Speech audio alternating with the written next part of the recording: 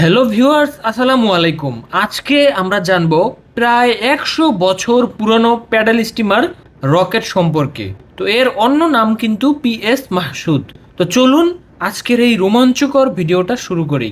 আর হ্যাঁ, কে কোন জায়গা থেকে শুনছেন বা দেখছেন অবশ্যই কমেন্টে জানাবেন, এবং যদি আপনি আমার এই ইউটিউব চ্যানেলে নতুন হয়ে থাকেন তো অবশ্যই সাবস্ক্রাইব করে সাথেই থাকবেন এরকম আরও নতুন নতুন ইনফরমেশন ও ইনফরমেটিভ ভিডিও জানার জন্য। তো চলুন আজকের পিএস মাহসুদ সম্পর্কে ভিডিওটি শুরু করি। তো ভিউয়ার্স, পিএস মাহসুদ হলো এক শতবর্ষী প্যাডেল স্টিমার, অর্থাৎ নৌ চলাচলের পুরনো ধাঁচের জলযান। এটি ছিল সেই রকেট স্টিমার ফ্লিটের অংশ যারা নদীপথে দ্রুত যাত্রার জন্য সুপরিচিত ছিল। এটি 1928 সালে তৈরি হয়েছিল। প্রথমে স্টিম ইঞ্জিন ও প্যাডেল চাকা যুক্ত ছিল, অর্থাৎ চাকা বাষ্প ও বাষ্প ইঞ্জিন দ্বারা চালিত হতো এবং বাঁশি চাকার মতো প্যাডেল ঘোরার মাধ্যমে এগিয়ে যেত। তো এর অতীত গুরুত্ব ও রকেট উপাধি কিভাবে এলো চলুন জানি। পুরনো দিনে নদীপথে ছিল যোগাযোগ ও যাতায়াতের মুখ্য মাধ্যম। রকেট স্টিমার্স যেমন পিএস মাহসুদ ছিল দ্রুত এবং বিশ্রাম সুবিধা সহ যাত্রী পরিবহনের জন্য জনপ্রিয়। রকেট বা জলের রকেট বলা হতো কারণ অনেক যাত্রী বলতেন যে এজন্য রকেটের মতোই দৌড়াচ্ছে। দ্রুত গতি ও আরামের কারণে এই নাম তখন খুব প্রচলিত ছিল। পিএস মাহসুদ ছিল দক্ষিণ পশ্চিমাঞ্চলের, বিশেষ করে ঢাকা, খুলনা, বরিশাল অঞ্চলের নদীপথের গুরুত্বপূর্ণ করি। আর হাজারো যাত্রী ছিল সাধারণ মানুষ থেকে শুরু করে ব্যবসায়ী, রাজনীতিবিদ, সাহিত্যিক আর বিদেশি অতিথি। মেরামত, সংস্কার ও আধুনিকরণ চলুন জেনে নেই।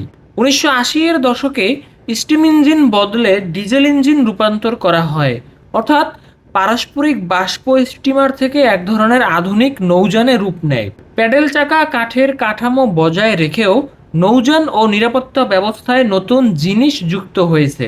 2025 সালের সংস্কারের সময় কাঠামোর মূল নকশা অক্ষুণ্ণ রাখা হলেও ইঞ্জিন, নিরাপত্তা, কেবিন ও অন্যান্য সুবিধা আধুনিক করা হয়েছে।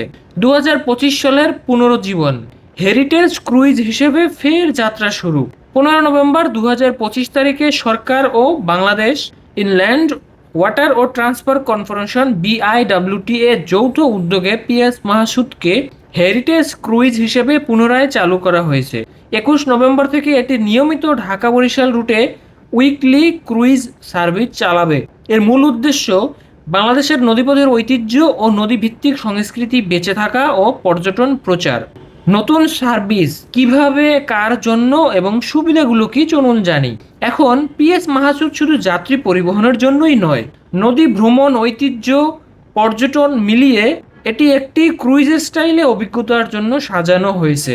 এর cabin, deck, safety equipment, navigation যেমন জিপিএস, রাডার ইত্যাদি আপডেট করা হয়েছে। আর খাবার, বিনোদন, হেরিটেজ কর্নার ইত্যাদির সুযোগ তো থাকবেই। এটি সেই সব মানুষ বা পর্যটকদের জন্য উপযোগী যারা বাংলাদেশের নদী ঐতিহ্য দেখতে চান আর একটু পুরনো দিনের নস্টালজিয়া অনুভব করতে চান, বা একটু শান্ত নদী ভ্রমণ উপভোগ করতে চান। তো বর্তমান প্রাসঙ্গিকতা ও গুরুত্ব এর কি কি রয়েছে চলুন জানি। আজকাল সড়ক ও সেতুর জুড়ে নৌপথের প্রাধান্য অনেক কমেছে, ফলে পিএস মাহসুদের মতো জলযানগুলো হারিয়ে যাওয়ার ঝুঁকিতে রয়েছে। কিন্তু হেরিটেজ ক্রুইজ হিসেবে এর পুনরুজ্জীবন নদীপথের স্মৃতি ও বাংলাদেশি নৌ সংস্কৃতি বাঁচিয়ে রাখার দিকে এটি একটি গুরুত্বপূর্ণ পদক্ষেপ। এই পর্যটন উভয় দিক থেকেই গুরুত্বপূর্ণ, স্থানীয় ও বিদেশি পর্যটকদের জন্য যারা নদীর সঙ্গে আগের দিনের সংযোগ অনুভব করতে চান। তো ভিউয়ার্স, আজকের ভিডিওটি এ পর্যন্তই।